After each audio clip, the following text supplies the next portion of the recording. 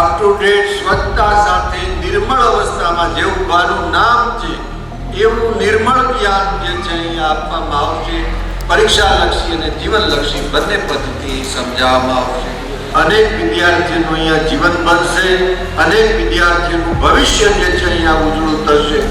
હમણાં બાપુની જે ઈચ્છા હતી કે શિક્ષણ સંસ્થા ગુરુકુળની સ્થાપના કરવી, એ આજે સાકાર થઈ રહી છે. એનો વિશેષ આનંદ છે.